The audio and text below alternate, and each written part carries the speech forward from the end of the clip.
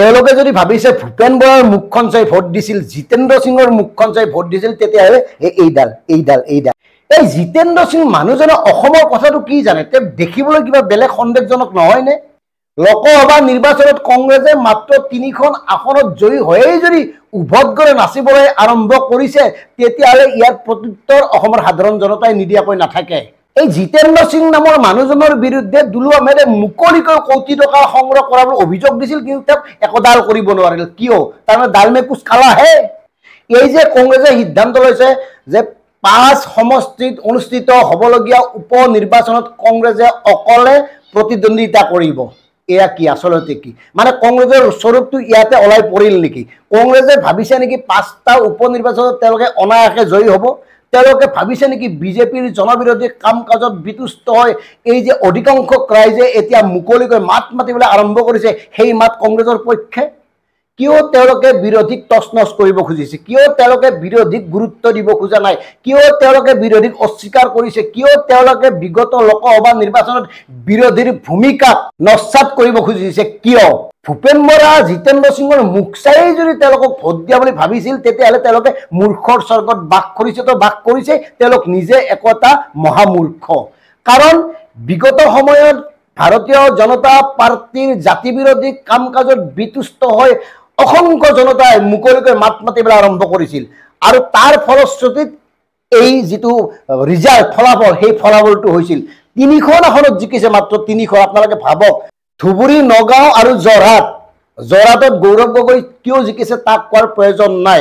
কংগ্ৰেছ হিচাপে গৌৰৱ জিকা নাই। গৌৰৱে নিজৰ বিচক্ষণতা, নিজৰ যোগ্যতা, নিজৰ দায়বদ্ধতা, নিজৰ সক্ৰিয়তা আৰু নিজৰ স্বপ্ৰতিভাৰ বাবে তেওঁ সাধাৰণ জনতাৰ মন জয় কৰিছে, আৰু তাৰ কাৰণে জিকিছে।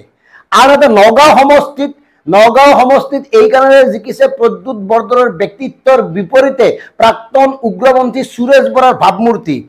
প্ৰাক্তন উগ্ৰপন্থী সুৰেশ বৰাৰ অতীতৰ কাম কাজ প্ৰত্যেকগৰাকী মানুহে জানে সেই সমষ্টিৰ, আৰু সেই কাৰণে জিকিছে। আনহাতে ধুবুৰীত যে ৰকিবুল হুছেইনে অভিলেখ সংখ্যক ভোটত জিকিছে, তাৰ কাৰণ হ'ল ভাৰতীয় জনতা পাৰ্টীয়ে সংখ্যালঘু সম্প্ৰদায়, বিশেষকৈ মুছলমান সম্পৰ্কে কৰা ঘৃণনীয় বক্তব্য, মুছলমান সম্পৰ্কে কৰা সাম্প্ৰদায়িক বিহবাস্প, মুছলমানৰ বিৰুদ্ধে কৰা তিৰ্যক ঠাট্টা মস্কৰা আৰু মুছলমান সম্পৰ্কে কৰা বিভিন্ন নেতাৰ কটুক্তিৰ কাৰণে। কাৰণ চূড়ান্ত সাম্প্ৰদায়িকতাৰ নিদৰ্শন দাঙি ধৰি ভাৰতীয় জনতা পাৰ্টীয়ে বিগত সময়ছোৱাত যি ধৰণে মুছলমানক তুচ্ছ তাচ্ছিল্য কৰি আহিছে, তাৰ বিৰুদ্ধে ধুবুৰীৰ সংখ্যাগৰিষ্ঠ সংখ্যালঘুৰ লোকসকলে এইবাৰ এই ধৰণৰ এটা ৰায় দিছে, এক ধৰণৰ প্ৰতিশোধ লৈছে। আৰু যদি তাত ৰকিবুল হুছেইনৰ কৃতিত্ব বৰ বিশেষ নাই। ভাৰতীয় জনতা পাৰ্টীয়ে সাম্প্ৰদায়িক বিয়বাস্প বিয়পাই যি ধৰণে এক অশান্তিৰ পৰিৱেশ সৃষ্টি কৰিছিল, যি ধৰণে বিভাজনৰ সৃষ্টি কৰিছিল, যি ধৰণে একোৰা সাম্প্ৰদায়িক জুই জ্বলাইছিল, সেই জুইকুৰাত ঘি ঢালিছিল অখিল গগৈয়ে। ধুবুৰীত অখিল গগৈয়ে গ্ৰহণ কৰা আগ্ৰাসী স্থিতিৰ বাবে ধুবুৰী অঞ্চলৰ লাখ লাখ সংখ্যালঘু সম্প্ৰদায়ৰ লোকে ৰকিবুল হুছেইনক ভোট দিছে। এই কথাটো অস্বীকাৰ কৰিব পাৰিবনে কংগ্ৰেছে? অস্বীকাৰ কৰিব নেকি? কওক আপোনালোকে। ভাৰতীয় জনতা পাৰ্টীয়ে যি ধৰণে অপৃশ্যতাৰ দৃষ্টিৰে চাইছিল ধুবুৰীক, আৰু তাত গৈ অখিল গগৈয়ে সম্পূৰ্ণ সমীকৰণটো সলনি কৰি পেলাইছিল।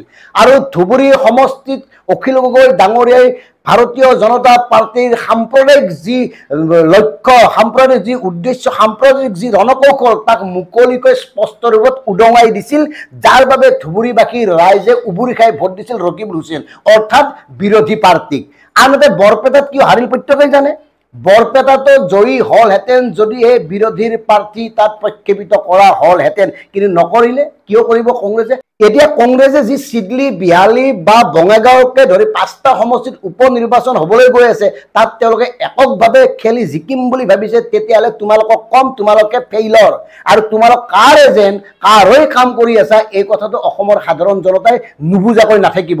যিখিনি সময়ত অসমৰ প্ৰতিগৰাকী লোক, যিসকল লোকে ভাৰতীয় জনতা পাৰ্টীৰ বিৰোধিতা কৰে, প্ৰত্যেককে একেলগ কৰি একত্ৰিত কৰি একগোট কৰি তোমালোকে যুদ্ধ দিব লাগিছিল আৰু তোমালোকে কি তিনিখন আসন পাই অভাইদং মাৰিছা উভতগৰে নাচিবলৈ আৰম্ভ কৰিছা তোমালোকে ভাবিছা অসমৰ সাধাৰণ জনতাই তোমালোকক সমৰ্থন কৰিছে তোমালোকক চিনিবলৈ বাকী নাই অসমৰ সাধাৰণ জনতাৰ কেৱল অসমৰ সাধাৰণ জনতাই তোমালোকক সমৰ্থন জনাইছিল ভাৰতীয় জনতা পাৰ্টীয়ে কৰা একাধিক জনবিৰোধী কাম কাজৰ বিৰুদ্ধে আৰু ভাৰতীয় জনতা পাৰ্টীক কোনেও আঙুলিত ধৰি লৈ অহা নাছিল কংগ্ৰেছৰ চূড়ান্ত দুৰ্নীতি ভ্ৰষ্টাচাৰত অতিষ্ঠ হৈ সাধাৰণ জনতাই ভাৰতীয় জনতা পাৰ্টীৰ পক্ষে ৰায় দিছিল গতিকে তোমালোকে যি উভতগৰে নাচি আছে যি অফাইদং মাৰি আছে নামাৰিবা নাপায় এইখিনি সময়ত প্ৰতিগৰাকী অসমীয়াক লগত লৈ প্ৰতিগৰাকী জাতীয় চিন্তাৰ লোকক লগত লৈ ভাৰতীয় জনতা পাৰ্টীৰ বিৰুদ্ধে যুদ্ধ ঘোষণা কৰা উচিত ভাৰতীয় জনতা পাৰ্টীৰ বিৰুদ্ধে যুদ্ধত